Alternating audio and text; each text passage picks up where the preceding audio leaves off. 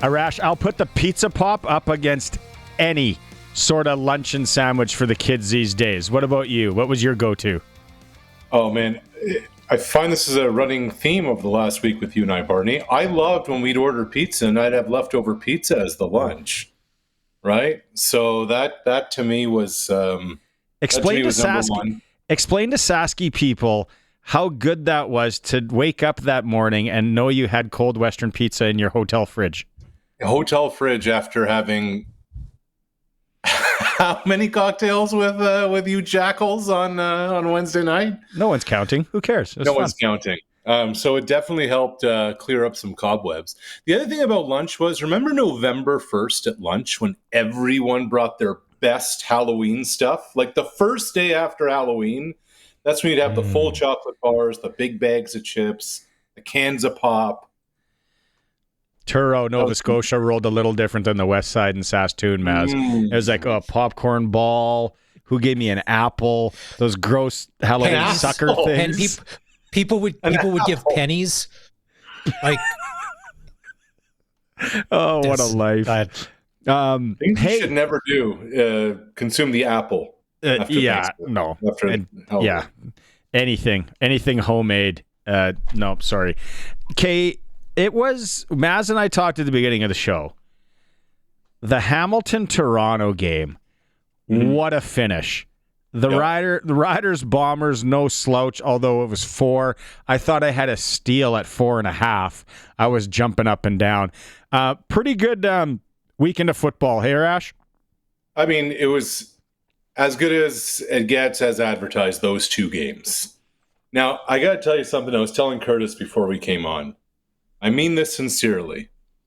I was hoping the Bombers were going to convert on the 2-point conversion. I really was. Nope. Because I wanted the game to come down to a Brett Lauther field goal attempt. I badly wanted to see the kid deliver. Just became a dad, embattled at home, boom, to get it done. But then Tavon Campbell took care of business. What if they gambled? Because what if they said, no, we're just going to... Or if they did go with the kick, what if he misses, though? Okay, so here's a question. And I thought about this morning. What if Lauther just kicks the snot at it? Like if it's a 55, 6... I know he's hit from 59, but like a 60-something yard attempt, and he kicks the snot out of it. Misses, but they win on a rouge as time expires. Is that a success?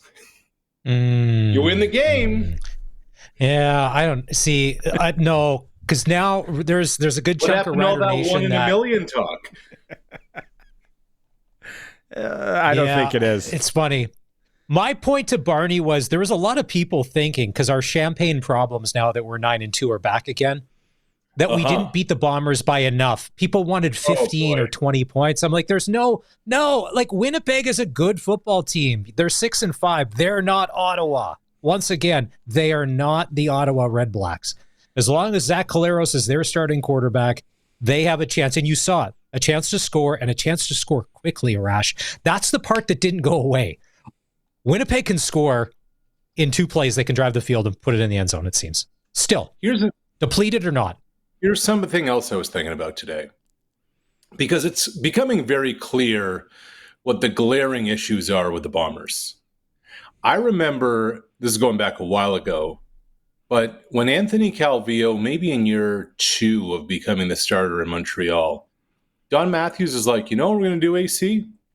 We're going to have you call the plays in the huddle. There's not going to be signals from the sideline. There's not going to be dudes coming in off the bench with the play call. Certainly in those days, there was no microphone in your helmet. AC, this is your offense. You run the show. We're going to do all our game planning before. We can talk between possessions. But in the huddle, on the field, what if Winnipeg does that with Zach? Like, Zach's earned that. He knows the offense. He's got the command of and respect to the guys. Look, this is from afar. My sense is there's some frustration there with the play calling. It's a first-year offensive coordinator. It's a dude who's been elevated from running back coach, which for the most part is one of the junior level positions on a coaching staff. Zach let it fly in the fourth, and it worked for them. Give him the keys. They're 6-5. Why not? Why not? That's not a bad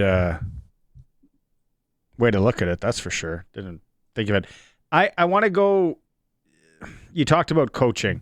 You think Winnipeg gets out coached a bit in that game? I do. And Curtis, I forgot to ask if we actually have this. Remember at the end of the game, or near the end of the game, the punt? Oh, yeah. Okay, so situational football is about preparation. It's about, okay, let's go through any and all situations in training camp during the week of practice to be prepared for any kind of thing that can happen. The Bombers were fully caught off guard that in a one-score game with that embattled kicker, there could be a scenario in which the Riders would punt the football. How does that happen? Like Mike O'Shea is a former special teams coach. These are all the things that you have to be prepared for. There's only one of three things that's going to happen here. They're either going to gamble, they're going to kick the field goal, or they're going to punt. And of course they're going to pull out a gadget play in that kind of situation. Why don't you have one person aware of what could possibly be? I'm going to get the back of the Winnipeg Blue, but I haven't seen it in a CFL game. I don't know if ever. I've seen it in Canadian football, but do you know the last, in hour one, I said this, Arash, you know who's had 2 punts in his NFL career and was really good at it? Punted on third down, too, the one time. Tom Brady. That was a Belichick move. Right. Third down, we're third and kind of forever here. Catch him by surprise, punt it. I've never seen it in the Canadian game. If Winnipeg would have been prepared for that, would have shocked me. But now that you look back in it, 3rd and 6, where they were, not going to kick the field goal. Nobody thought that was even a possibility. Mm-hmm.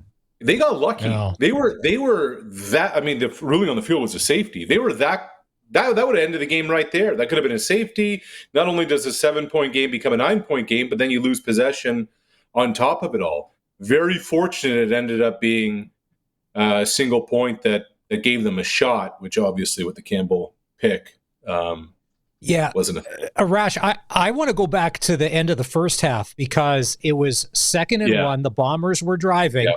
And normally comes Chris Streveler. They're going to get the first down. They're going to keep the sticks moving. And they left Caleros out. Wait a minute. Oh, he's going to throw. And then they get the sack. I'm like, that's not Mike O'Shea football. That right there, that's not what they normally do. And as a Rider fan, I'm like, thank you very much, Mike O'Shea, for drifting off course, because 99.9% of the time, you bring in Streveler, you get that yard, it's first down, sticks are moving. Because my big thing, I'm like, are they gonna make this a 17 half if they go down and score? Thank you, Bombers. There's just no rational explanation for it, Maz. I mean, that's as brutally honest as you can put it. Like, the way you handle coming in and out of a half is really important. The way you handle short yardage is really important. The way you handle situational football is really important. That was a debacle the way that first half ended. Like, I'd love to be a fly on the wall for a self-scout of the Bombers first. Like, if they had a bye week coming up and they went back and did a self-scout of their own coaching of the first 11 games, say 6 of them, 7 of them, what are they honestly saying when they look at some of the decisions that have been made? I just don't understand it. Because that 3 points would have been really important near the end of the game, because all of a sudden they score that touchdown. Then they just got to go for 1. And then all of a sudden, then we're going to overtime. And then it's any game, because if you're getting the ball at the 35. It was a weird football game. I'm glad we won. I think a lot of people thought it was going to be a blowout, which it wasn't. Winnipeg's not dead. And I have to say, after you guys interviewed Zach Caleros last week, because he always looks a little grumpy in the media, what a good dude. He's a fun guy. Just what a good dude. I wish we would have got a chance to see maybe more of him in Rider Nation because he just seems like a great guy. I think the guys interviewing him were really good dudes, is what I heard too, as well. That's not the feedback I saw online. Don't check the comments on Reddit. That is not the feedback on Reddit. Oh yeah. I just want to tie the bow. One last thing on the Winnipeg thing. Best player in the Canadian Football League last year. Best Canadian in the Canadian Football League last year. Brady Oliveira, 5 carries. 24 yards. 5 times you call the number of the best player in the league. What are you doing? Okay, what do you think this weekend then in the return match? Just a steady dose of Oliveira? Yeah, I'm intrigued. I really am intrigued. It cannot continue to be this way. I just want to say this too, guys, before I forget, because the three of us have been watching Canadian football for a long time. And maybe it's because he's in a non-sexy position. Maybe it's because he went to a university that didn't have a lot of November success. Maybe it's because we forgot about him when he went to the NFL. On the 2nd of September, I am confident in stating that the best defensive player in the Canadian Football League this season is Tevon Campbell.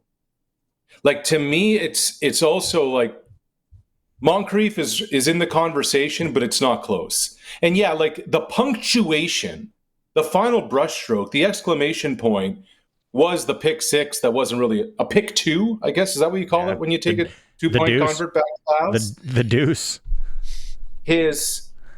His speed, his anticipation, his ability to track down a football, his closeout speed, his catch-up speed, his instincts, his football IQ, like every single thing that you would want in a corner, the athleticism, the intel, the film study. I mean, it's all of it. It's all of it. And he's making game-changing plays, game-sealing plays on Sunday night. Remember earlier in the game, along the opposite sideline, he tracked down a football that had no business being tracked down.